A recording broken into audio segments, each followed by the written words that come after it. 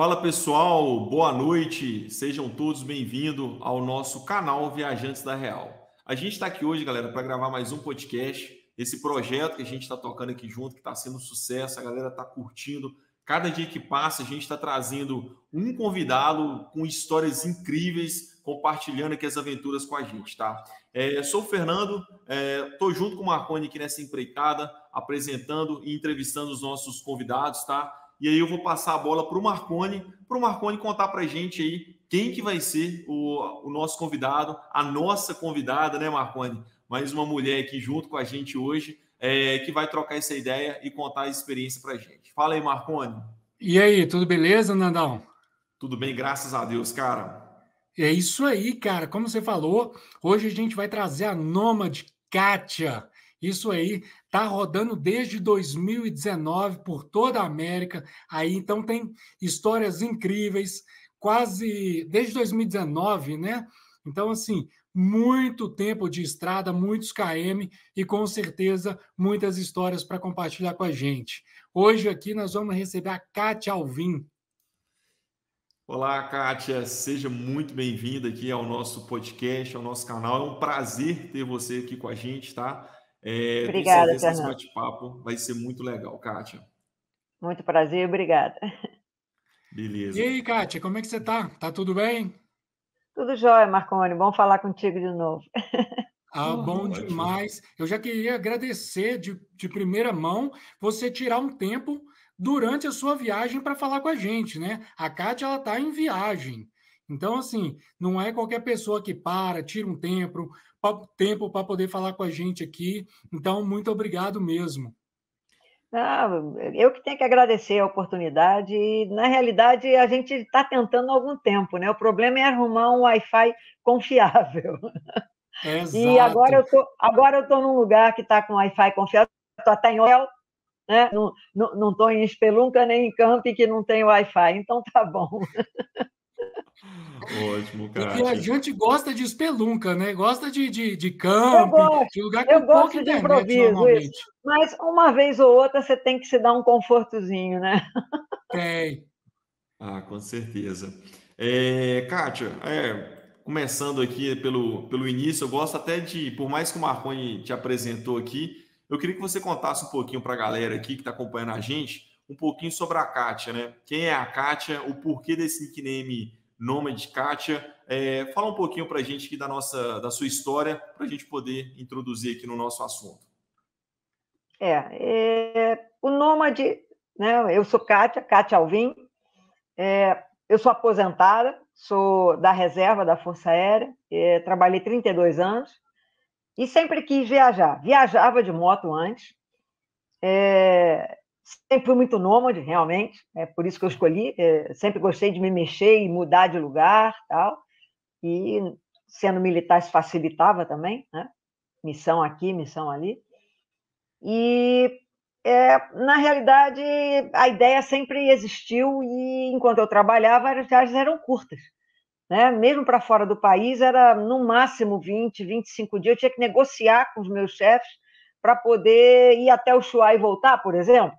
Então era uma maratona, né? Porque eu não tinha tempo, né? Fazer 10 mil quilômetros e de volta em 20 e poucos dias era uma loucura. Era dormir uma noite em cada lugar e ficar 2 noites em Ushuaia e voltar. Era assim.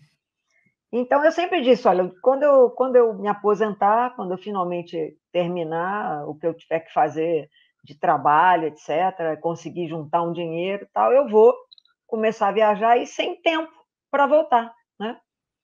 E o Nômade veio daí e a minha veia nômade existe. Eu acho que quando eu parar em algum momento, não tenho nem ideia de parar ainda, mas quando eu em algum momento escolher que está na hora de eu ter um canto de novo, uma casa, uma raiz, eu não vou comprar mais nada, porque sendo nômade eu vou querer ficar mudando a cada tantos meses ou um ano.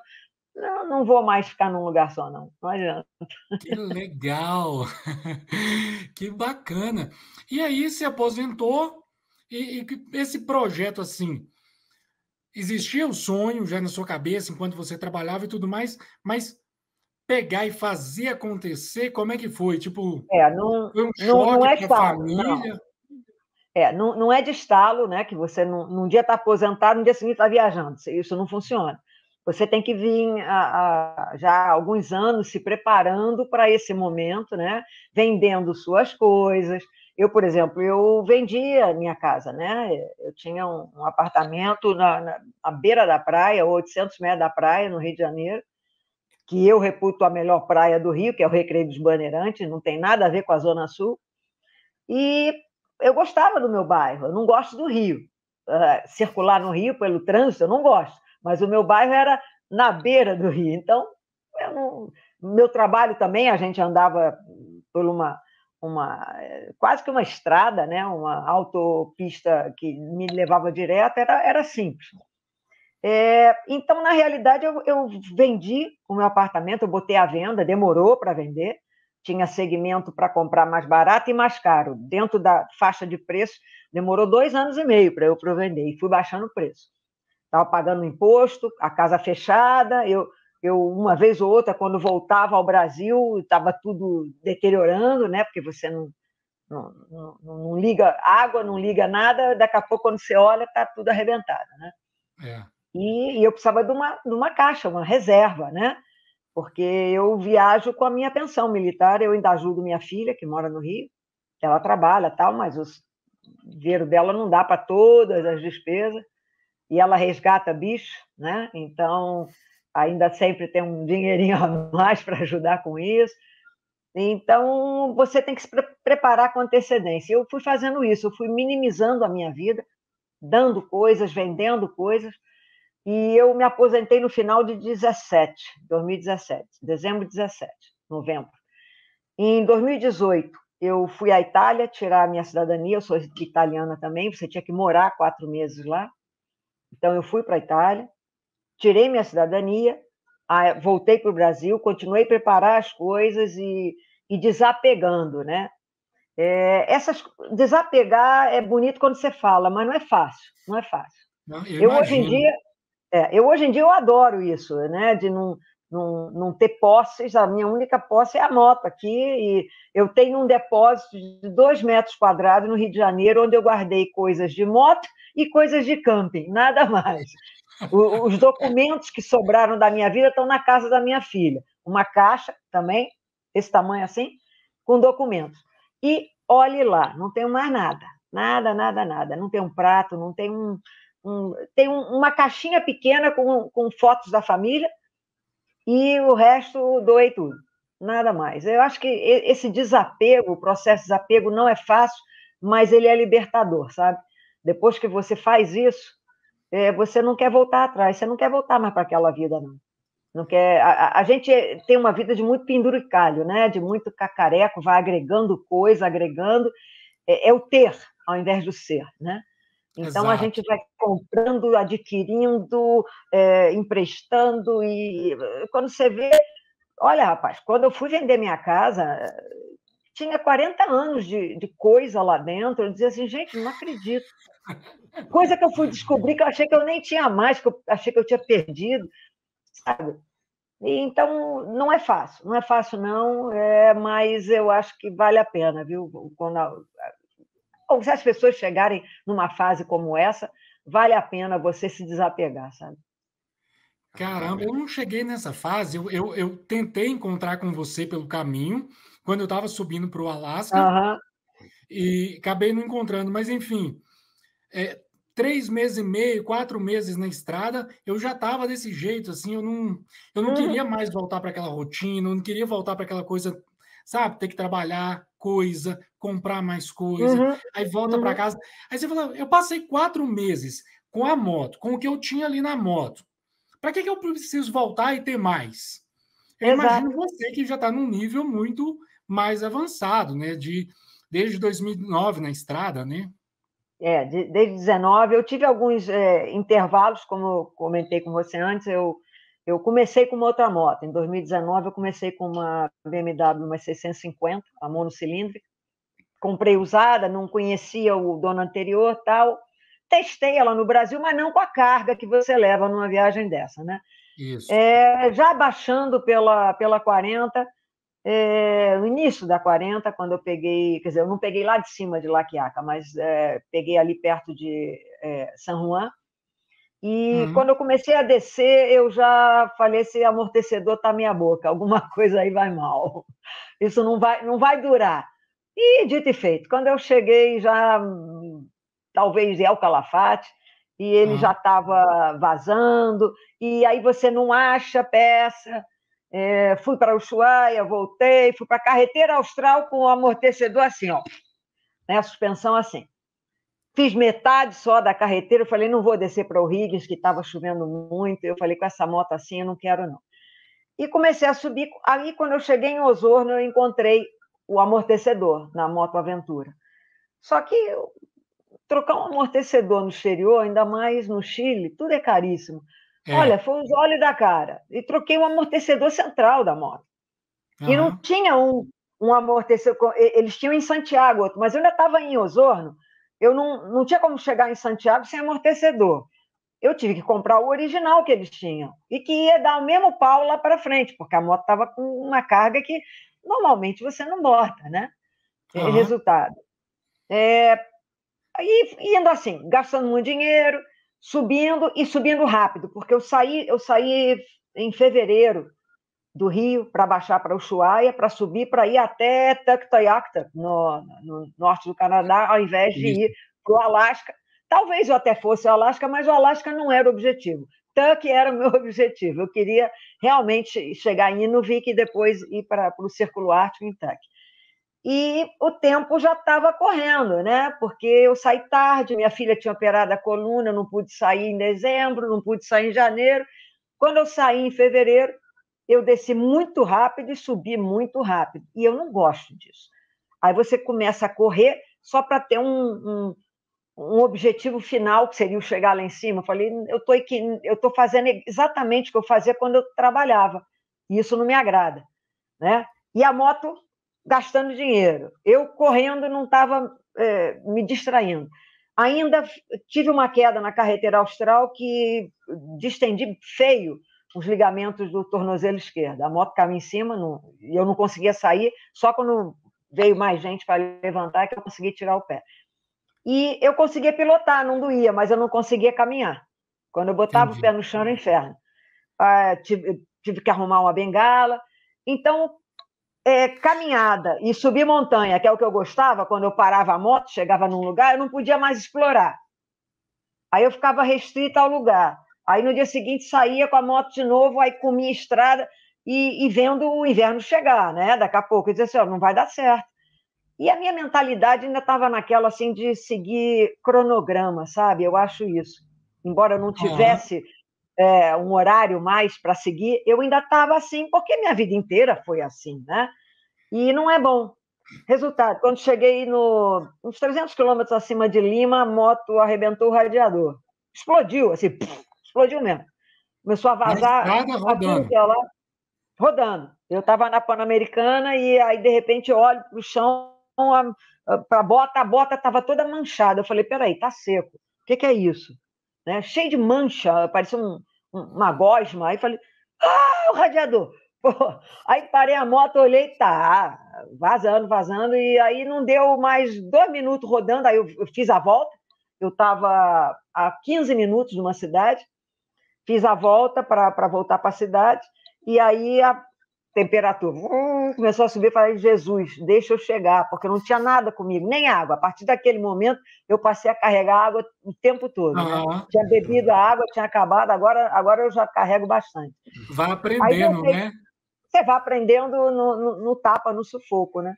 Cheguei na cidade, aí me ajudaram, eu telefonei e aluguei um reboque. A sorte é que na Pan-Americana, como tem tanto caminhão, trânsito, tem sempre reboque, né? Mas mais dinheiro. Reboquei a moto para Lima, aí o pessoal tem que fazer gambiarra, porque, claro, não tem peça, né? Aí tinha que importar a peça, aí a peça só chega 2, 3 meses depois. Gente, não é possível, não vou morar aqui. Então, aí faz a gambiarra, bota os epóxi que tem que ser, aí que eu descobri, né? Aliás, eu falei epóxi, não é nem epóxi, é o epóxi para plástico, porque o radiador da BM é plástico, cara. Quer dizer, São as coisas que você vai descobrindo, né? E aí eu falei, chega, eu estou correndo, não estou gostando, não está legal, estou gastando dinheiro demais, a moto vai arrebentar outras coisas, eu não estou com confiança mais nessa moto. Então eu vou voltar. Isso era final de abril de 2019.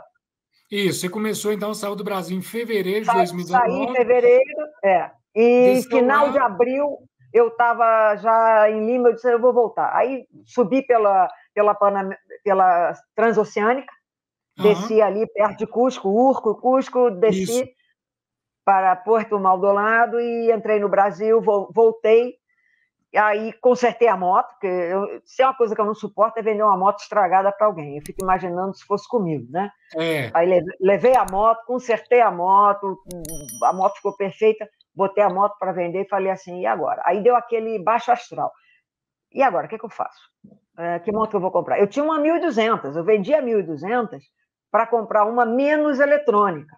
Eu não queria viajar, esse tipo de viagem, com a 1.200. Falei assim, eu quero menos eletrônico. E a 650 tinha menos. Monocilíndrica. Não me atrapalhou isso, não, nem um pouco. Gostei bastante da motinha. Só que era uma moto que eu não conhecia e não me deu confiança e arrebentou tudo. E eu gastei muito. Aí eu estava meio xoxô mesmo. Falei, e agora? O que eu faço? Eu não sabia que moto eu ia comprar. Aí uma amiga minha que estava indo para Portugal morar com outro amigo que eu já conhecia também, motociclista.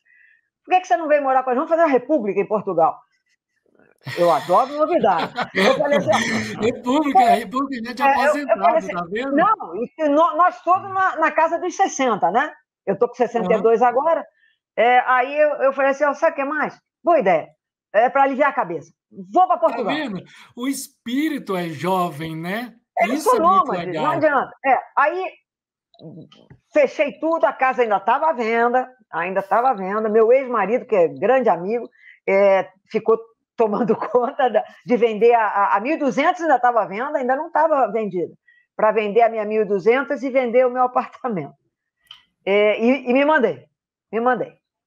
Aí fiquei 5 meses lá, não comprei moto, eu pensei em comprar moto. Mas aí eu conheci um motociclista canadense no Facebook também, desses sites de Horizons Unlimited e tudo isso que a gente vai acompanhando.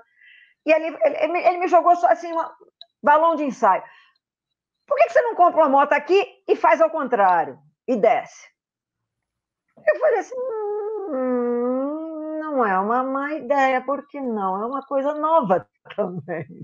Então, durante os 5 meses lá, que eu fiquei de bicicleta, eu também sou ciclista, eu adoro esporte, fiquei lá em Portugal, a ideia foi ficando amadurecida, eu voei para o Canadá, nós procuramos uma moto, eu achei essa moto, e essa que eu estou agora, o preço estava bom, na época era uma 2014, uma F700 2014, e estava com 14 mil quilômetros, nova. A única coisa nela que eu não gostava é que ela é rebaixada de fábrica.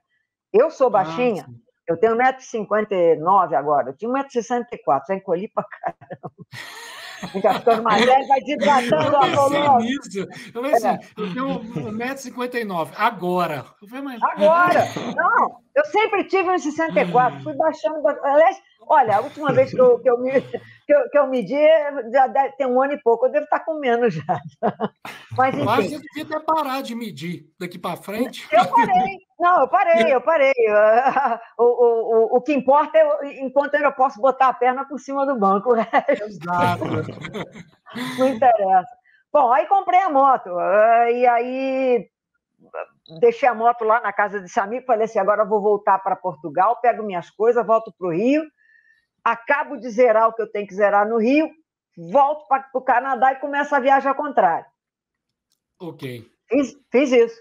Só que quando eu voei de volta para o Canadá, 2 dias depois, Covid, a pandemia cerrou, fechou tudo, e o Canadá, lockdown. Falei, tô bem de vida. Caramba, bateu um outro baixo astral, assim, de novo, igual na primeira vez que tu voltou do Peru para o Brasil, bateu tipo, de novo, comigo, com alguma coisa me agarrando. Sabe por que não? Não, dessa vez não. Primeiro, a moto era outra, eu tinha confiança na moto. Eu cheguei lá em março. Então, logo, logo seria a estação de andar de moto de novo. Porque eu estava em Arnprior, é uma cidade a 60 quilômetros de Ottawa. Ali, centro-este, né? E é um dos lugares mais frios que tem, tu sabe disso, né? Mais frio que Alasca. Então, no inverno, dá menos 40. Eu falei assim, isso aqui não está bom. Mas quando eu cheguei, já era início de março, já estava menos 20, Começa menos a melhorar. 15, menos 15. Eu falei assim, não tá... e sem vento dava para aturar. E abril eu comecei a andar com essa moto lá.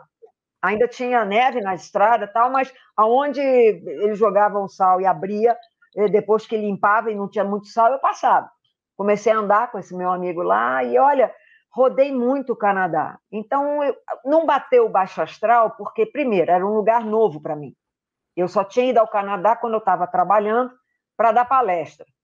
E não conhecia nada do Canadá. Eu falei assim, então, estou num lugar novo, então tudo que é novo você está meio animado, né? Bacana. Mesmo com o lockdown.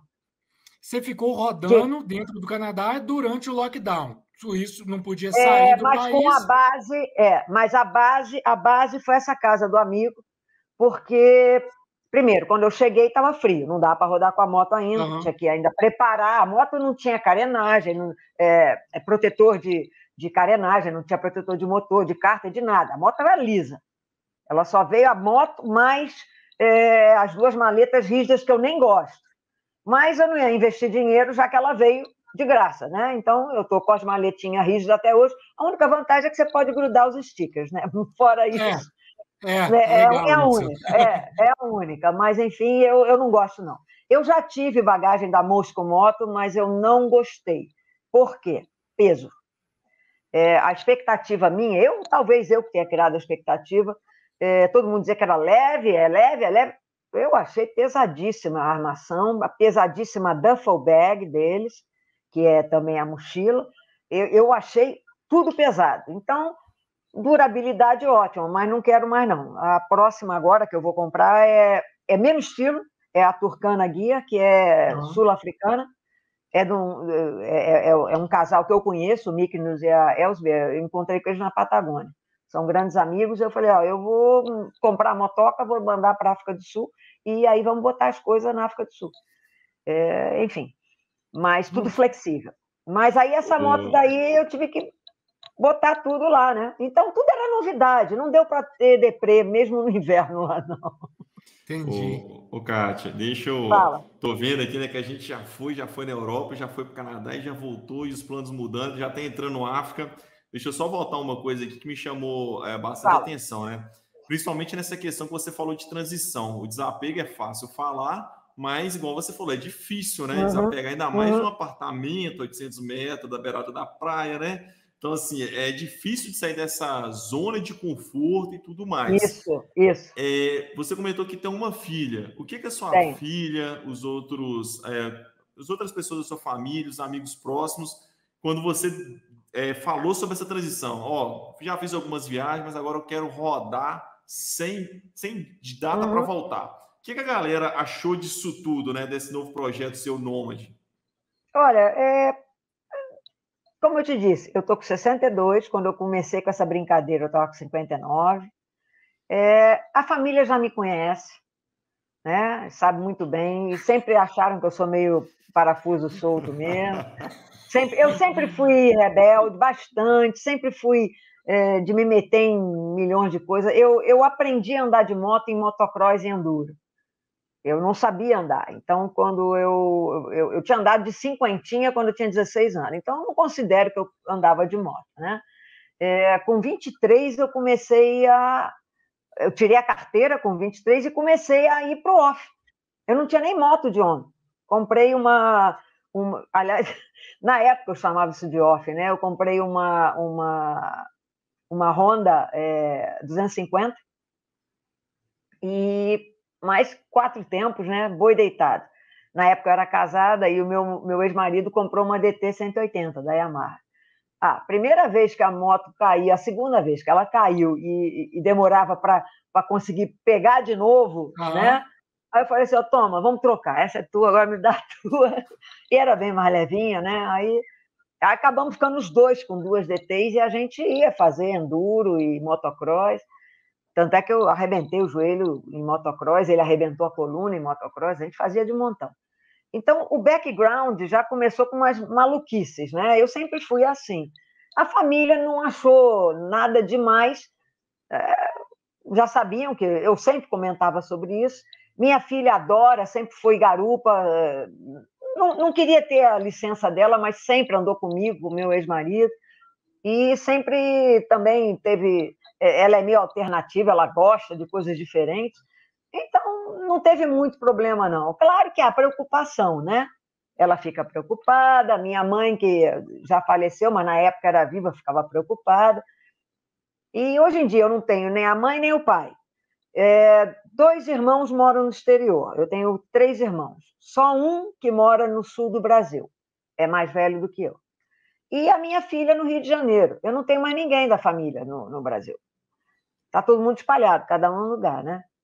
Então, não faz tanta diferença assim. Mas ninguém achou estranho, não, sabia? Eu acho que... Até pelo seu Eu histórico que sempre você fui está assim. contando aí, a galera já Normal. estava Sempre assim. fui assim. Eu já esperava uma dessa da Kátia, já, mas é Já, normal. já. Normal. Eu, na FAB, eu sou médica de aviação e anestesista. A medicina da aviação, para mim, a minha área de especialização é acelerações. E eu voava os caças. Então, tudo que tinha de radical dentro da aviação, eu estava junto. As missões, quando apareciam, inclusive de estrangeiros, eu comandei o Instituto de Medicina de Aviação da FAB, Medicina Aeroespacial, e a gente fazia projetos com outros, inclusive com civis. Eu, quando era tenente, eu fui voar de balão com... Eu esqueci o nome dele. Era um recordista de asa delta brasileiro, sul-americano até. E ele queria bater o recorde de um drop de asa delta de balão. E aí ele contratou um Forças Especiais britânico, o Andy, e eu era o médico da expedição. Ele foi fazer na câmara de altitude nossa, do Instituto, porque ele ia fazer o drop de 50 mil pés, 50 mil pés? Isso.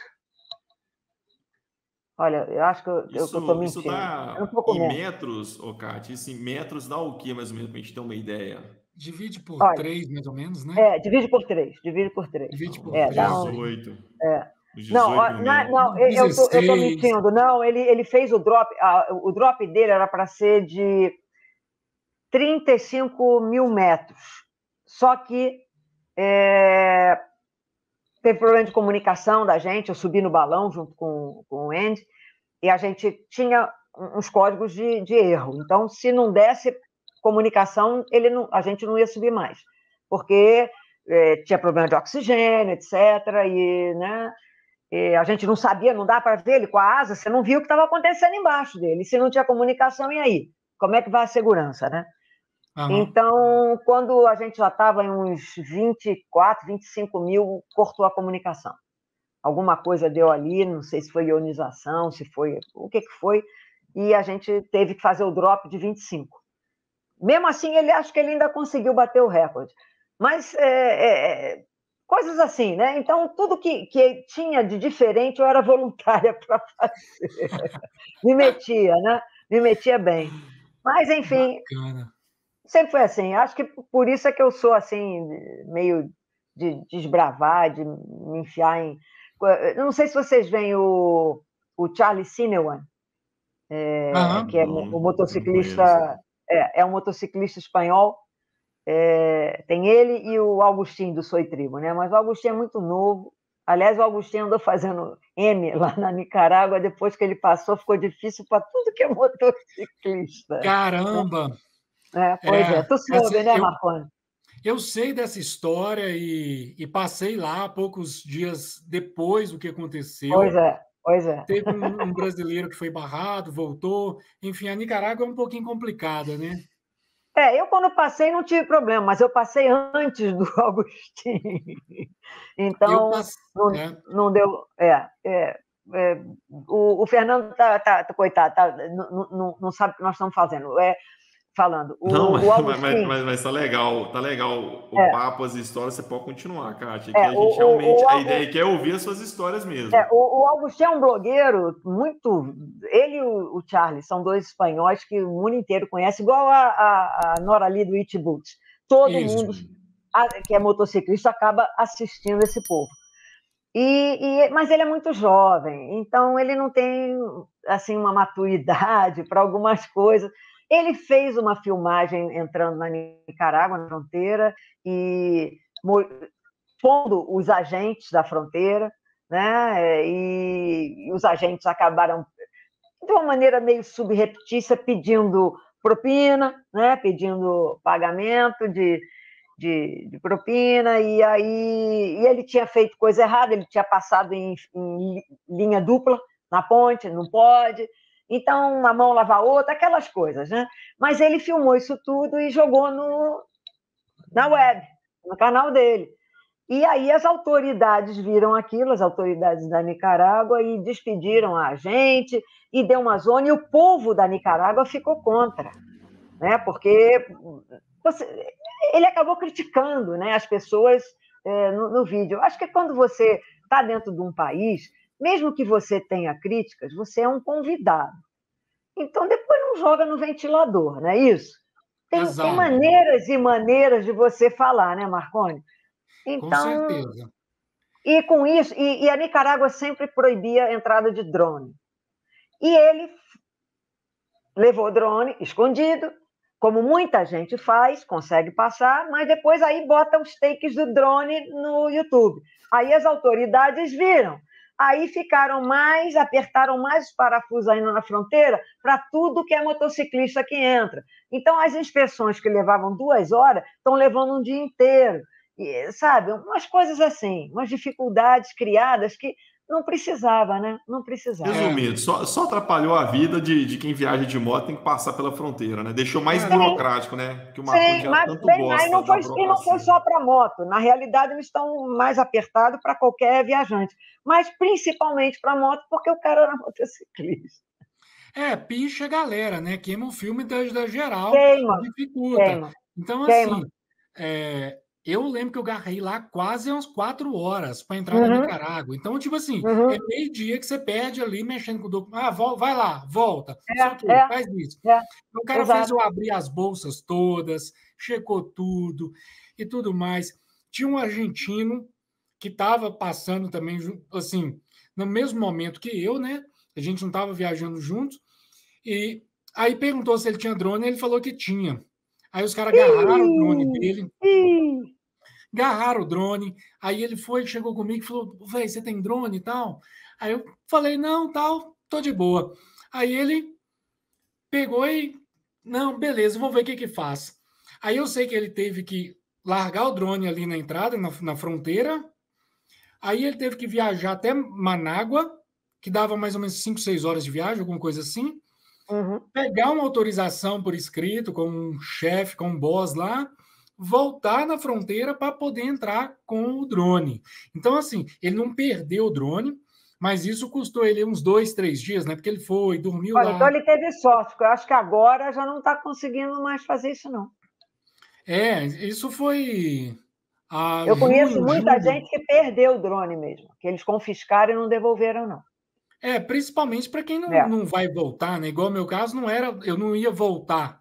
Igual Uhum. eles falam assim: ah, não, você deixa o drone aqui na volta, você pode pegar É, ele. é. Mas tem Pois gente que é, não vai voltar por lá não e tudo, vai. Tem gente enfim. que está só. O cruza por uma fronteira, sai por outra, ou manda a moto por outra, né? E não vai É, nem passar de volta. É. exatamente. Mas enfim, Kátia, voltando.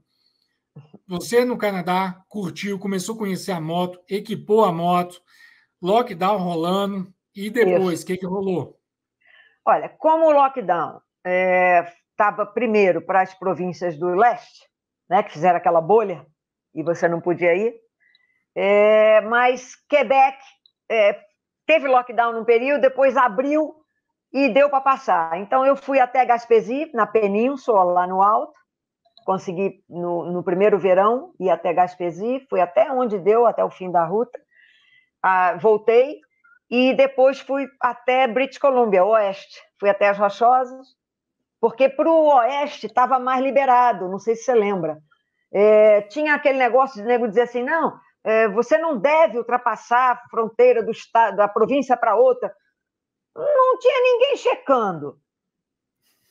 Não deve. Não deve não é não pode. Então, vamos lá. Então, e outra coisa, eu tinha que ir, a primeira viagem para o oeste, eu tive que ir. Por quê? Esse meu amigo, ele me disse assim, você pode comprar a moto. Primeiro, eu estava preocupada com a parte legal, né? Quando eu estava em Portugal. Você pode comprar a moto aqui no seu nome. Eu falei, olha, tem que estar no meu nome, porque eu vou atravessar fronteiras. Isso. Não, você pode. Você pode comprar, porque teve uma alemã que veio aqui, que eu ajudei ela a comprar, Falei, bom, ele tem experiência nisso. Aí, quando eu voei, procurei a moto, fui comprar a moto, aí que eu descobri, depois que eu já tinha pago, aí que eu descobri que em Ontário eu não podia botar no meu nome, porque tinha que ter carteira de motorista canadense. Uhum. A lei mudou e ele esqueceu que a alemã que ele ajudou tinha sido 10 anos antes. A lei mudou em 10 anos. Ele só não me contou isso. Pois é, outra história. Ele nem checou. Resultado, quando eu chego lá, eu tenho uma moto que eu não posso botar no meu nome. Estava no nome dele. Eu falei, ok, vamos descobrir onde eu posso botar no meu nome. Era em British Columbia, lá na costa oeste. Falei, lá, aqui do lado. Ok, aqui do lado. Falei, tudo bem. Vou fazer uma viagem para a Costa Oeste. Ele tinha uma 1.200, ele falou assim, vamos viajar. E aí ele me disse assim, vamos fazer o seguinte, bota no nome, no endereço do meu cunhado e da minha irmã que moram lá. Falei, show de bola. Viajando.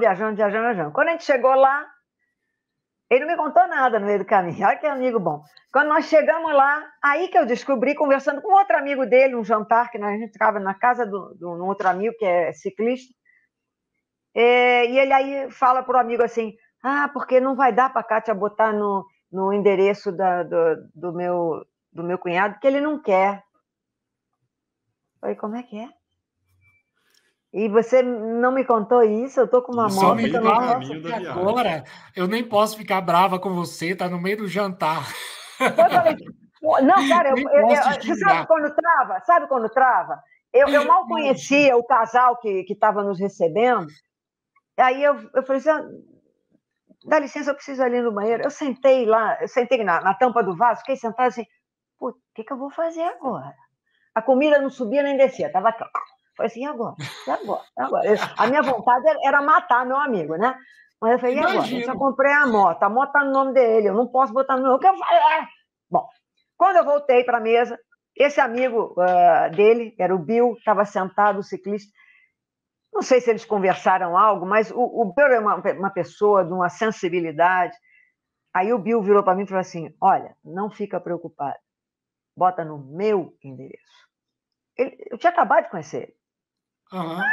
Mas isso muita gente faz, né? Eu já fiz isso para estrangeiro, no meu endereço no Rio de Janeiro, enfim. Aí eu agradeci ele, só faltava beijar ele e tal, né? E foi assim que nós resolvemos o problema. Eu usei o endereço dele para registrar e foi, olha, assim, não fiquei 15 minutos no escritório do ICBC, né, ICBC, para fazer o seguro e botar a moto no meu nome. Só precisou do passaporte, pagar, Seu amigo acabou. fez isso de caso pensado. Já falou assim, eu vou soltar a bomba aqui no meio do jantar, o meu outro amigo vai sentir aqui o clima pesado, vai ver que a Kátia vai ficar tensa. Eu acho que não, mas olha, sabe aquela coisa que você diz assim, eu vou fazer, você pode fazer. Ele era assim, entendeu? Ele assumia as verdades, mas ele não sabia as coisas, ele não ia lá para ver o que podia ser feito ou não, entendeu? Depois que ele falou com você, que ele deve ter pesquisado. Ih, rapaz, o negócio mudou aqui, ó. Estamos no meio do caminho. Pesquisou nada. Bom, aí eu consegui botar no meu nome, aí eu respirei, falei, ok, agora eu sou dona do meu nariz. Porque se tem uma coisa que eu não gosto na minha vida, é depender dos outros. E a moto estava no nome desse amigo. Eu falei, eu tenho que botar essa moto no meu nome para poder viajar. Aí eu consegui e falei, agora eu estou tranquilo. E foi engraçado, porque justamente por causa do lockdown, as províncias do norte, que são mais indígenas, né?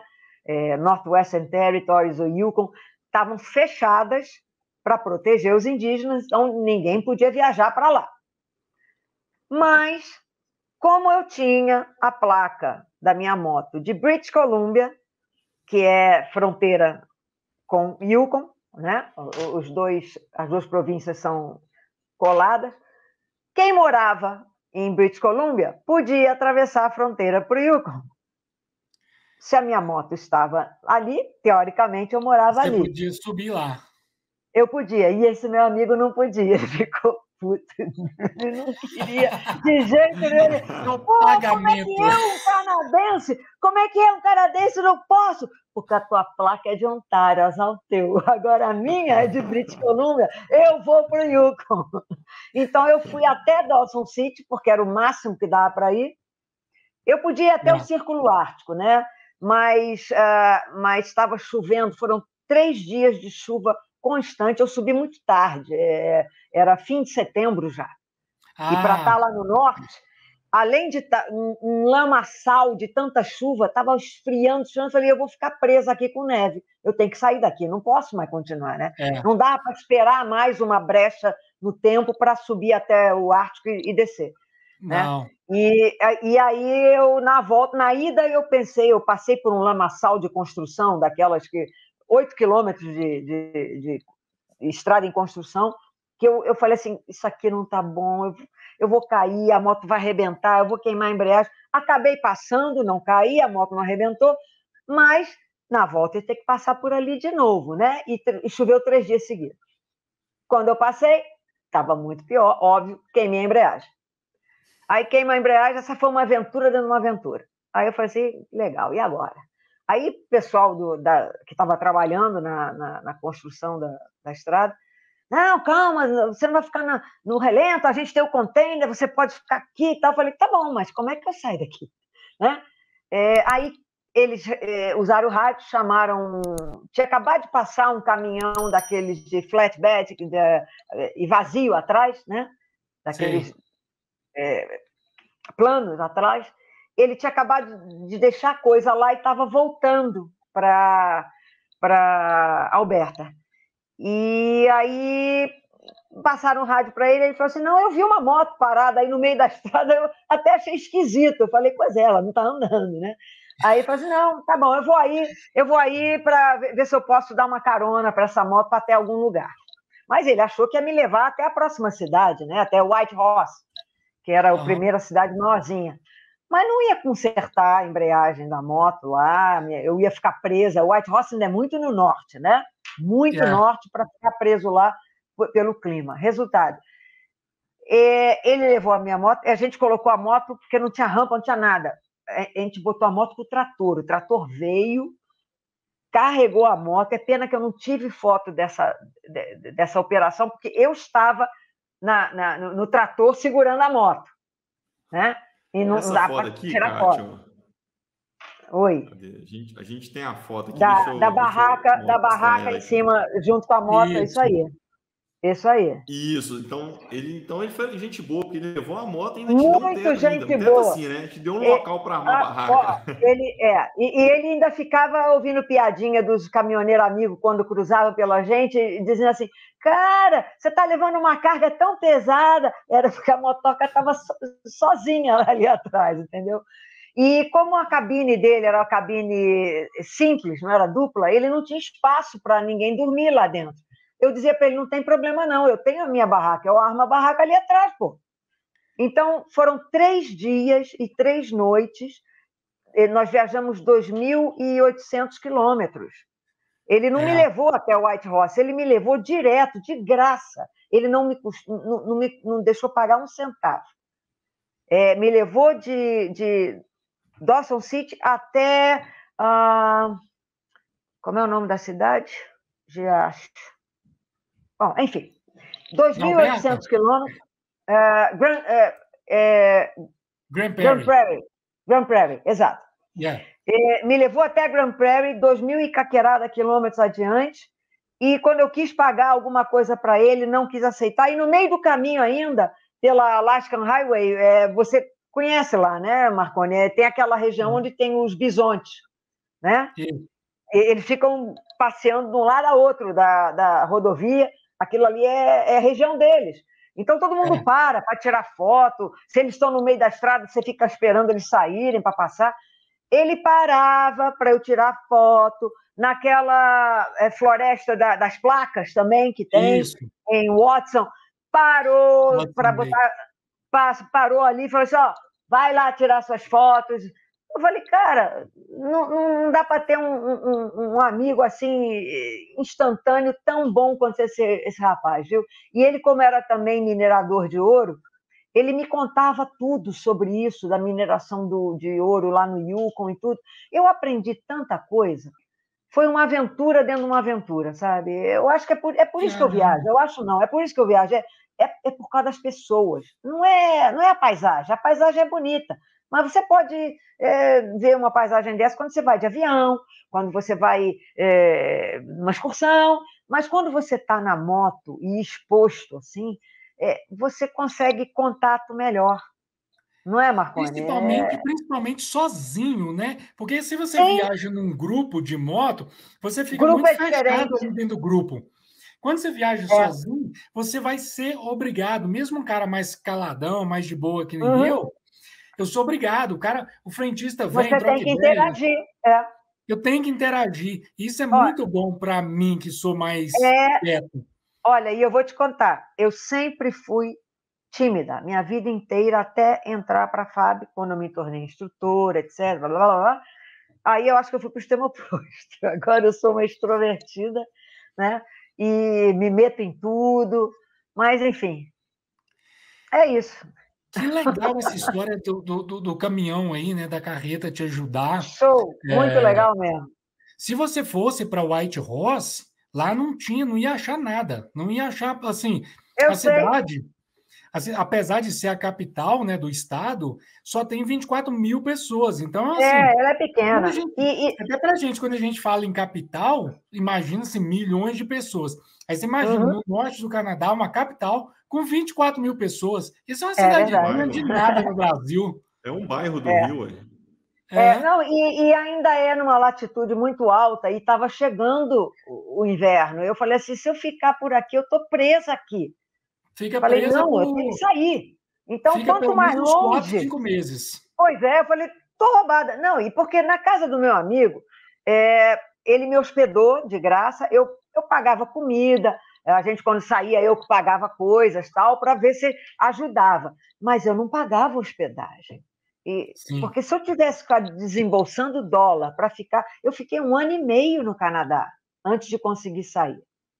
Porque quando eu comecei a procurar para sair, que eu falei assim, outro inverno aqui eu não passo, não. No inverno eu fiquei deprimida, juro para você. Eu comprei uma fat bike, uma bicicleta daquelas de pneu largão. Eu sou atleta, eu não consigo ficar parada. Aí a gente ia para a academia, mas quando tinha aquelas nevascas, ninguém andava de carro em lugar nenhum, né? E eu falei assim, gente, agora eu não vou nem para a academia, eu não vou fazer nada. O que eu faço? Eu li todos os livros de moto que ele tinha em casa, pelo menos ele tinha 1 milhão de livros bons. Todos. Eu li uns 30 livros em 2 meses. Tudo isso. E fazia exercício, ouvia música, via TV, eu falei, eu não aguento, tem que fazer algo. Aí comprei a bicicleta, enquanto a temperatura ia até menos 14, menos 18, sem muito vento, eu me preparava, eu não tinha nada de inverno, imagina, eu comprei bota de neve de segunda mão, me emprestaram um casaco de neve, aí eu falei, tá bom, agora eu posso ir, comprei luvinha, aí eu ia, aqueles aquecedor de mão, eu ia, aí no dia que dava nevasca, eu ia até a cidade, que era 5 quilômetros, quando eu queria voltar a nevasca, aí eu dizia assim, agora eu não consigo, tá com vento. A temperatura baixou 15 graus, agora eu não consigo andar, porra. Aí ficava presa na cidade. Eu disse, cara, e agora? Mas depois, quando começou a neve a aumentar, você não conseguia nem passar com a bicicleta. Tinha que esperar primeiro as motos de neve compactar, para depois sair. Mas começava a fazer pilha de neve. Falei, agora eu não tenho o que fazer. Falei, então, 2 invernos eu não passo no Canadá. Comecei a tentar tirar a minha moto. Não dava. Mas eu tentei... a fronteira ainda fechada com os Estados Unidos, né? Ainda estava em plena pandemia. Aí eu ligava para as companhias de logística canadense, americana, falava com todo mundo. Aí sempre chegava num bloqueio. A moto canadense não tem problema, pode passar. Eles podiam levar ela por caminhão e eu podia voar, porque a fronteira terrestre estava fechada, mas eu podia voar para os Estados Unidos, fazendo o PCR, né? A moto que era o problema, que eu não podia passar pilotando. Mas ela podia ser levada por caminhão. Muito canadense estava fazendo isso, né? Mandando a moto por caminhão para andar no sul dos Estados Unidos no inverno. Aí eu falei assim, vou fazer a mesma coisa. Quando os caras viam que eu não era nem canadense nem americana, quando eu mandava o passaporte, você não pode, porque na fronteira você não vai poder passar. Falei, mas eu não vou passar, é a moto. Mas a moto está no seu nome, você não é canadense nem americana. A moto não vai passar. Falei, umas burocracias, né? Que tipo assim, não faz sentido nenhum. Assim, a moto. Nenhum. Eu falei assim, quer dizer, nós estamos na pandemia, o vírus. O vírus não deixa eu atravessar a fronteira terrestre, mas deixa eu atravessar a fronteira aérea, é essa. Mas é o que é. Dentro do avião, né? Pois é, mas enfim, resultado. Aí eu procurando maneiras, perguntando ao pessoal na internet. Aí uma amiga de Facebook também, motociclista, que tinha dupla cidadania, canadense e americana. Eu já conheci ela há 2 anos seguindo ela pilotava por tudo que é lugar, e morava em Detroit, na fronteira americana com o Canadá, lá em cima. Ela falou assim, Kátia, eu acho que eu posso, como eu tenho dupla cidadania, eu posso transitar, e eu vou perguntar na fronteira se eu posso trazer tua moto. Eu falei, tá bom. Não acreditei, mas falei, tá bom. Ela foi à fronteira, morava pertinho, foi lá, perguntou, e disseram, faz só uma procuração que você pode trazer a moto da sua amiga. Eu falei, como é que é? Ela falou, Kátia, aqui os meus dados, faz uma procuração. Eu fui no advogado, fiz um power of attorney, botei 1.700 quilômetros, desci. Estava lá para cima, né? Desci até Detroit. Meu amigo desceu num camper, que ele falou assim, eu tenho que te levar depois no aeroporto para você poder voar, né? E aí desci, conheci ela debaixo da ponte internacional em Sarnia, que é pertinho. Muito prazer, está aqui a moto, está aqui a chave, está aqui os documentos. Aí ela assim, peraí que daqui a pouco eu te mando uma mensagem. Montou na moto, o marido que tinha trazido foi embora no carro, lá foi ela com a minha moto. 15 minutos depois ela mandou uma mensagem, Kátia, não pediram nem a procuração, tua moto já está aqui, pode voar. Fica na minha casa comigo. Aí tive que ir até Toronto, porque o avião que ia atravessar ali, se eu entrasse nele, ele ia para Toronto e voltava. Uhum. Ele não atravessava a fronteira ali. Então, eu fui até Toronto, peguei o avião, voltei, fiquei super amiga dela, ficamos 4, 5 dias pilotando juntas e conhecendo lá. E aí comecei a descer, porque já era final de setembro de 21, já estava esfriando também, eu queria fazer uns passos ali no Colorado, que já estavam altos, também iam fechar. Aí comecei a descer correndo para ainda chegar ali, e tinha um outro amigo que morava em Cortez, na tríplice fronteira ali com Arizona, Utah e Colorado. E eu queria conhecer esse amigo, que eu conhecia só de Facebook, também outro motociclista fora de série, que me levou para rodar em Moab. Nossa Senhora, eu nunca rodei tanto off-road gostoso com uma moto que não é adequada. Cara, eu me senti na época do enduro, viu? Esse cara foi fora de série, Steve. E fiquei na casa dele uma semana também, me alojou lá, eu dormindo no sofá dele, e ele trabalhava no computador e tal. Ele falou, agora vamos andar de moto, sai, vamos lá. Me mostrou muita coisa, conheci um bocado de coisa. E comecei a descer. E daí fui descendo. Aí eu estou 1 ano e 5 meses descendo desde o Canadá. E teve algum perrengue além desse ali, principalmente em América Central, América do Sul, o pessoal tem um pouco de receio, né? Menos estrutura também, né? Comparado com Canadá e Estados Unidos. Olha, mas é engraçado. Eu, por exemplo, eu gosto muito de coisa remota. Não é que eu não gosto, eu adorei andar no Canadá e adoro andar nos Estados Unidos. Mas é tudo muito civilizado, certo? O Canadá tem área que nem tanto. né? Que nem tanto, é bem remoto. Mas é tudo civilizado, e é tudo padronizado. Você tem aquelas esquinas onde você tem o mall, você tem o Walmart, você tem o Starbucks, você tem o não sei o quê, tudo é padronizadinho, né? E quando você desce a fronteira para o México, dali para baixo não tem padrão, né? Então, eu gosto mais disso, mas essa coisa assim que você assim, e agora? E agora? É o e agora, que você não sabe o que vai acontecer, né? Então, não sei, eu acho que é uma energia diferente e que você se estimula mais, né? Quando você começa a baixar por área desconhecida e que você não tem nada de zona de conforto, né? E não mais sabe o que vai desafiador, acontecer. né? Mais Muito, muito desafiador. mais. Mas voltando a esse desafio aí, se teve alguma outra coisa, a única coisa de gente que teve várias coisas pequenas, mas nada significativo. Quando eu estava na Guatemala, eu fiquei 3 dias na casa de um outro motociclista que eu conhecia na internet, o Cisco Praia. Ele recebe muita gente, ele tem uma casa em São Marcos, na beira do Lago Atitlã. E é uma vista e é uma energia da região, e ele é um cara formidável. Lê pra caramba também, então a gente se identifica muito com isso. E fiquei 3 dias lá com ele, passeei, peguei lancha, fui visitar todos os pueblos do lago, e nenhum de nós se preocupou em procurar notícia, em ver nada. Quando eu saí de lá, tinha uma obra grande acontecendo ali em São Pedro, que você tinha que sair até 7 horas da manhã para poder passar pela estradinha, senão eles fechavam para a obra e só abriam às 7 da noite de novo. Então, eu saí às 6h30 da manhã, muito cedo, e parei depois na estrada principal, que acho que era a própria Pan-Americana, para começar a descer, e em direção à Antígua. Eu ia para Antígua, já tinha até hotel reservado. Eu nunca reservo, mas quando é cidade muito turística, em época de feriado ou fim de semana tal, eu fico meio preocupada, acabo fazendo reserva com antecipação. Eu tinha feito para 3 dias lá em Antígua. E estava descendo. Parei para tomar um café num posto de gasolina. Quando eu saio do posto de gasolina, não andei 10 quilômetros, bloqueio. Aí eu falei, pô, que bloqueio é esse?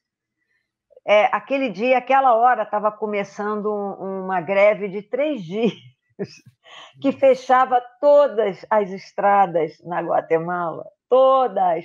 E eu tinha acabado de sair da casa do amigo, não podia nem voltar para a casa dele, porque estava tudo 10 fechado. quilômetros, né? Por pouco... Não, fechou. Não, a casa dele já tinha uns 25, 30 quilômetros. Mas mais os 10 que eu rodei, davam uns 50 quilômetros até o primeiro bloqueio, só que para trás já estavam começando a bloquear, porque às 8 da manhã começaram os bloqueios.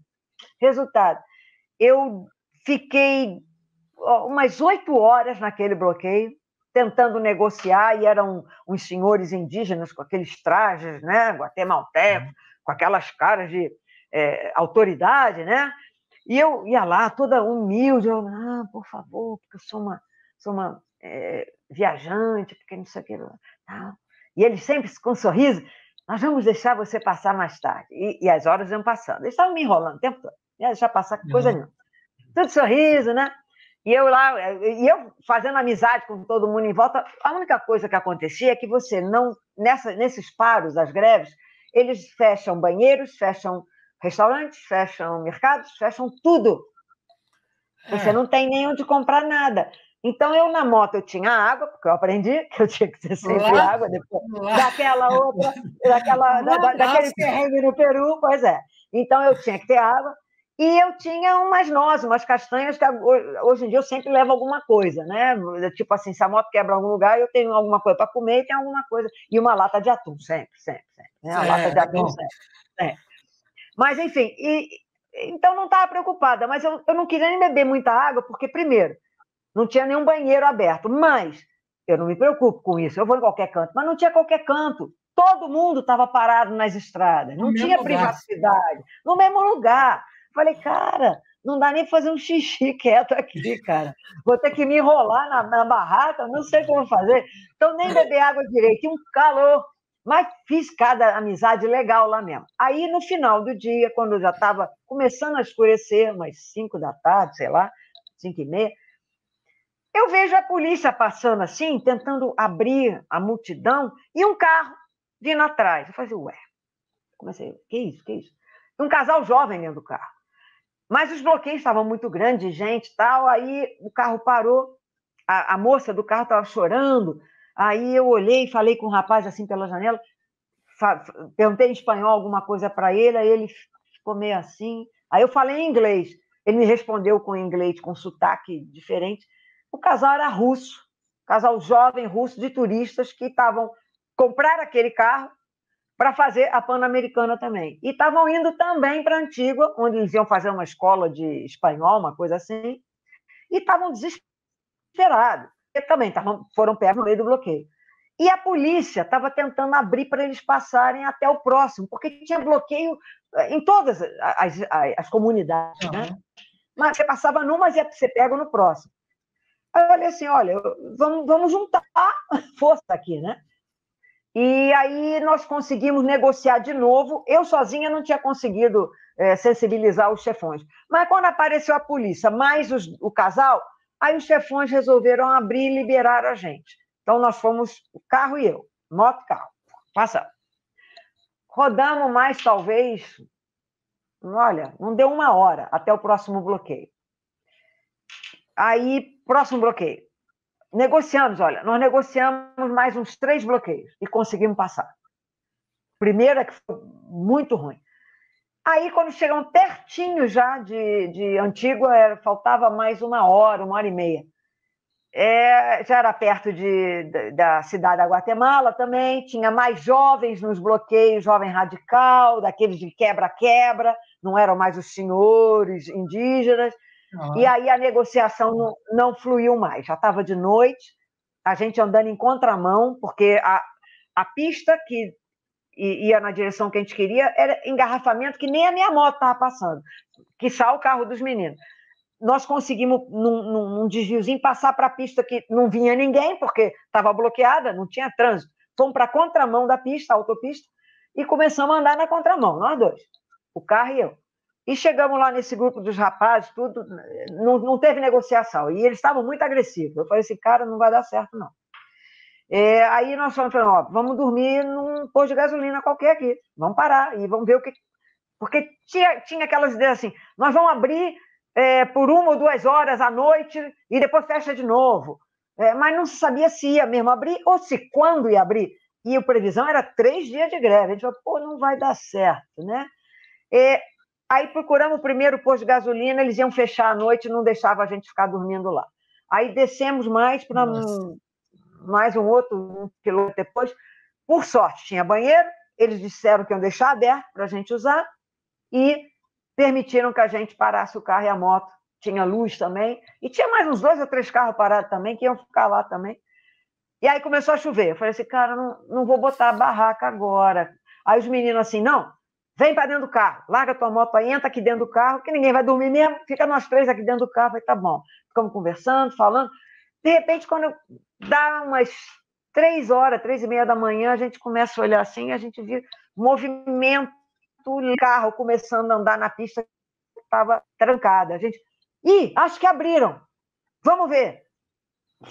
Arrumamos as coisas rápido, entramos eu peguei minha moto, eles botaram as coisas no carro, fomos, realmente, abriu. Aí, quando deu 4h30, a gente conseguiu passar pelo bloqueio, chovendo pra caramba. Eu fiz 2 coisas aquela noite que eu não faço quando estou viajando, andar à noite e durante chuva. Né? Chuva que você não vê nada, né? Ainda mais à noite. Eu ando na chuva, mas de dia, à noite, né? E eu uso óculos, aí embaça tudo, você não vê coisa nenhuma. Eu falei, caramba, mas não tinha opção. Aí conseguimos finalmente chegar. Quando a gente chegou em Antígua, eram umas 15 para as 5 da manhã, era tudo escuro ainda. Aí nos despedimos, eles foram para o endereço que eles tinham, um Airbnb, e eu fui para o meu hotel. E centro de cidade na Guatemala é igual Tiradentes e Ouro Preto, né? Aquele pavimentozinho bem espertinho com chuva, claro, a moto caiu. Óbvio, eu fazendo manobra para entrar no hotel, pá! E eu já estava rindo, já estava achando tudo legal. Cara, vai ficar aí. Aí o rapaz do hotel Depois me da ajudou. noite passada, agora tá legal. Não, fica aí, eu não quero nem saber. Aí o rapaz, não, te ajuda. Aí levantamos a moto, botei a moto dentro, falei, cara. Mas com isso eu perdi um dia. A sorte é que eu consegui falar no telefone com eles e eles empurraram a minha reserva um dia para frente. Porque nós todos perdemos um dia inteiro, né, na estrada e muita gente perdeu os 3. Porque dependendo de onde estava, o bloqueio estava ferrado. Quer dizer, isso foi uma coisa que é comum na América Latina, né? É muito comum, na Bolívia acontece, Nossa, no toda Peru está vez que eu vou lá. acontecendo o tempo todo, né? Mas, só quando eu vou. Só acontece quando eu vou. Toda vez. Mas, eles descobrem que tu está indo. Mas isso foi o que de mais confuso teve, né? Eu tive problema mecânico na moto, sério. Eu estava no Peru, na Cordilheira Blanca, 4.000 metros de altitude, e subi naquelas curvas em cotovelo, né? E a moto morria. Começava a subir em primeira curva, fazia aquela curva dobradona, pá, perdia a potência, caía no meio da curva e morria. Falei, porra, não é possível, o que está acontecendo com a porcaria? Mas isso teve um antecedente, né? A bomba de combustível estava muito ruim. Em Quito, no Equador, eu fui fazer uma revisão, fui trocar o pneu dianteiro, troquei o pneu dianteiro em Quito, aproveitei, troquei óleo, pedi para trocar todos os fluidos, né? Já estava vindo desde do Canadá sem mexer nisso, então pedi para trocar fluido de freio, fluido de líquido de arrefecimento, uma série de coisas. Já fizeram todo o trabalho, tal, gente muito fina. E aí entregaram a moto, eu pego a moto, eu saio, não deu... Olha, não virei a primeira esquina, e o trânsito de Quito era a hora do rush, na hora que eu peguei a moto, final do dia, não podia nem voltar. Trânsito, a moto começou a disparar temperatura. O que está acontecendo? Parei a moto, olhei e não tinha um líquido no radiador vazio. Não, eles não botaram o líquido de arrefecimento, eles drenaram e não repuseram. Só que eu não podia voltar para trás. Eu olhei e falei, não tem nada nesse depósito. Aí eu olhei em volta, não tinha sinal de nada. Eu só falei, não tem, está vazio. E a moto, pá. Andei mais uns 500 metros até o meu hotel, que era pertinho, foi a sorte. Aí entrei na garagem, liguei para os caras e falei, gente, está acontecendo isso, o que aconteceu? Eu vou perguntar, pai, perguntaram. Eles esqueceram de botar o líquido. Como assim? Peraí que nós vamos aí com o líquido. Eu falei, mas como vem aqui com o líquido? Vai entrar ar, você não pode botar o líquido no radiador e tá tudo bem. Tá cheio de ar lá dentro, tem que purgar o ar, tem que levantar a frente da moto. Não, nós vamos fazer tudo, tem que fazer. Os caras foram, aí ligava, botava o líquido, ligava. Bom, resumo da ópera. Primeiro, ficou ar lá dentro, óbvio, porque eles não levantaram moto nenhuma, não fizeram nada. Segundo, aquele aquecimento inicial, eu nunca vi essa moto passar da metade da temperatura. Ela vai até o meio e fica quieta ali, mesmo quando está um maior calor, quando eu estou pilotando com 50 graus de motor, a moto está ali. É para isso que funciona o líquido. Sem o líquido, tostou os O-rings de vedação da bomba de combustível. Foram para o brejo, né? E aí, dali para frente, foi uma sucessão de coisas que foram acontecendo, né? E em baixa altitude não tinha problema. Quando eu ia para a montanha, a moto começava a morrer, porque a mistura de ar e combustível não estava sendo feita como devia na bomba, né? E, resultado, eu tive que rebocar a moto de novo, lá de Carais, lá na altura, para Lima. A sorte é que eu conhecia o Ivan da Turatec, que ele também tem uma outra empresa que é mecânica, Moto Viajeiros. Eu conheci o Ivan em 2019 na Patagônia, um cara fora de série. Ele é o representante da Turatec no Peru. Aí eu liguei para ele e falei, Ivan, eu preciso de ajuda, preciso você levar minha moto para você aí, tá? Cátia, peraí. vou mandar o furgão aí para você daqui a 2 dias. Pode ser? Pode. Porque agora o furgão está lá no norte do Peru, vai voltar, manda o furgão aí. Ele não mandou o furgão, ele dirigiu o furgão, foi me buscar lá em cima. Quando o furgão chega, eu olho, é o Ivan. Falei, pô, cara, amigão. Foram 12 horas de manejo, né? É longe pra caramba. Ele foi e não dormiu, não. Pegou a moto, botou para dentro e voltamos de novo. Foram 12 horas para ele ir e 12 horas para a gente voltar. Super amigo. E aí consertou a moto. O problema é o seguinte, não tinha peça, Peru. claro. O problema é o Peru. O problema é o Peru. O problema é o Peru. Eu sempre disse assim, Ivan, eu estou começando a achar que tem uma conspiração cósmica aqui. Toda vez que eu venho ao Peru, a moto quebra. Né? Aí ele ria pra caramba. Eu falei, não, mas nós temos que consertar. E dessa vez eu não volto para o Brasil. Primeiro que a moto não é brasileira. Segundo, que eu já estou amadurecida. Agora nós vamos resolver o problema. Bora. Não quero saber de voltar para lugar nenhum. Não tinha peça. Aí procura, Kátia, vai demorar 3 meses para importar as peças. Eu falei, não pode, Ivan. 3 meses eu não tenho nem visto para ficar 3 meses aqui. Eu já estou há 1 mês e meio. Olha, eu estou com um amigo que está em Madrid, outro motociclista. Ele vai voltar daqui a 2 semanas. Posso perguntar para ele se ele pode comprar? Você tem como pagá-lo? Eu falei, eu não tenho euro, mas eu tenho dólar. Se ele aceitar dólar em cash, eu pago a ele quando ele chegar aqui. Porque aí ele falou assim, olha, ele compra com cartão de crédito lá, para qualquer coisa serve. Se ele estiver disposto a fazer isso, eu pago ele aqui. Tá bom. Aí perguntou para o cara disse que sim, que ia comprar, então mandaram. E aí eu ainda falei, olha, pede a bomba de combustível, pede o sensor de pressão da bomba de combustível, porque eu não confiava mais naquela temperatura toda. Falei, deve estar arruinado. Porque no scanner não acusava, porque é um problema mecânico, não é eletrônico. Né? E eu falei outra coisa, eu também não estou confiando no sensor da aceleração. Traz um módulo de sensor também. Eu vou trocar os 3 que eu quero a moto funcionando. Ah, tá bom. Então, vamos fazer isso. Aí perguntou ao rapaz, o rapaz disse que ia fazer, conseguiu achar as peças, não precisou nem vir da Alemanha, tinha tudo em Madrid, na BMW de Madrid, ele comprou, trouxe. Eu só fiquei 3 semanas em Lima. Senão teria que ter ficado 3 meses em Lima esperando peça, né? As BM são ótimas motos, né? Mas eu sempre fui um defensor, assim, do mais simples. Sem eu também. Eletrônico. E a próxima vai ser simples. Assim, sem eletrônico, sem nada, simples, que qualquer um mexe, você acha peça em qualquer lugar. Para quem gosta de andar igual você, assim, em lugar afastado. Lugar remoto tem que ser, não pode ter BM, sabia disso? Simples. A moto simples, ela vai te ajudar. Porque toda moto, a partir do momento que você está usando, vai ter o desgaste, a moto vai quebrar. Vai ter algum momento que vai dar alguma coisa.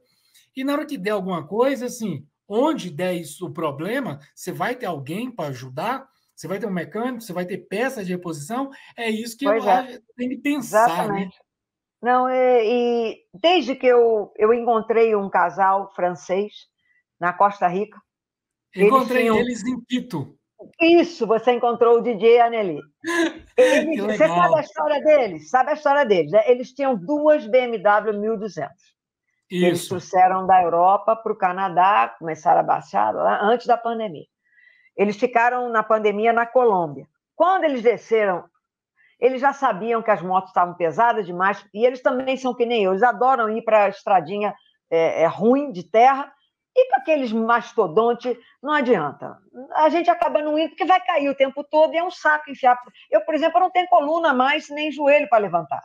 Com toda a técnica do mundo, não adianta. Não tenho. Eu tenho hérnia de disco, eu tenho o joelho estourado do motocross, 2 cirurgias. Eu não consigo fazer alavanca mais, não levanto.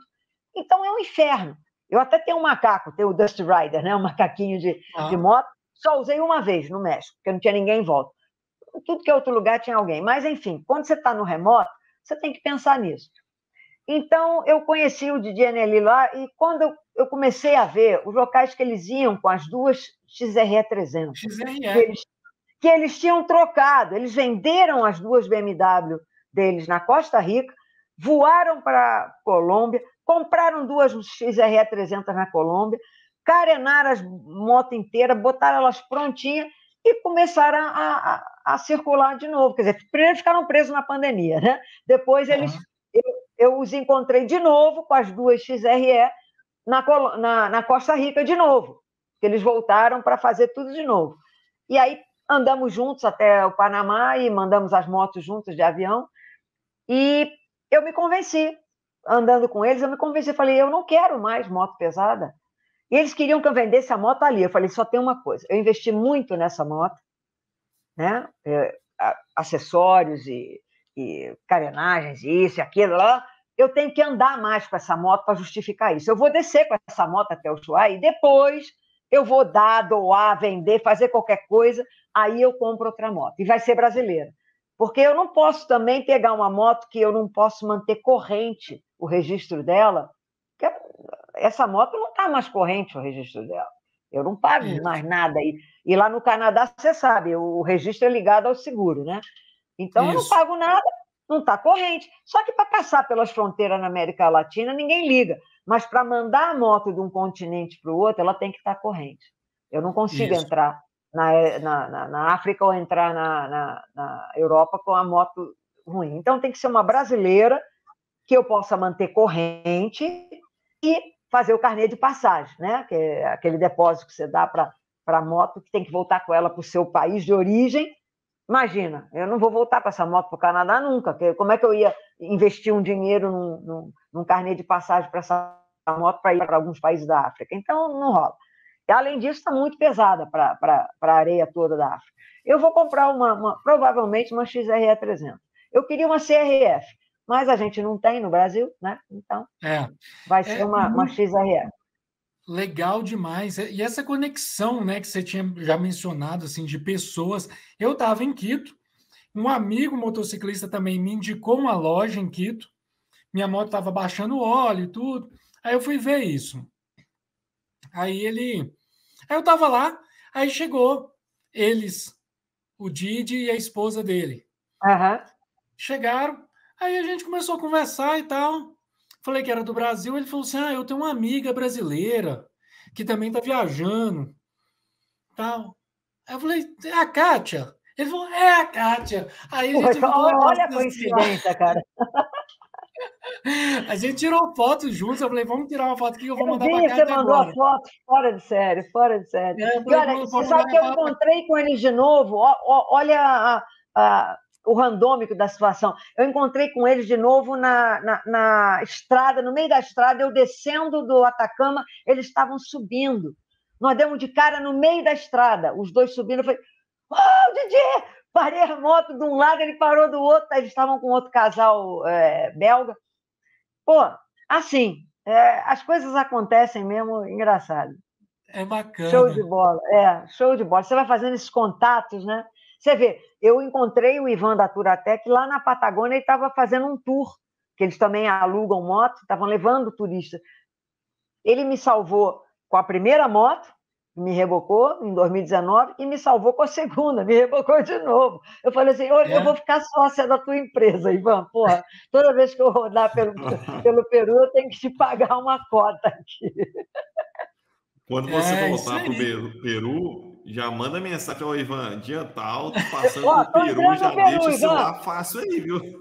Se prepara que eu estou entrando no Peru. Estou entrando no Peru. E com a BMW. Pô, não, olha, acabou. Eu já tive todas as BMW.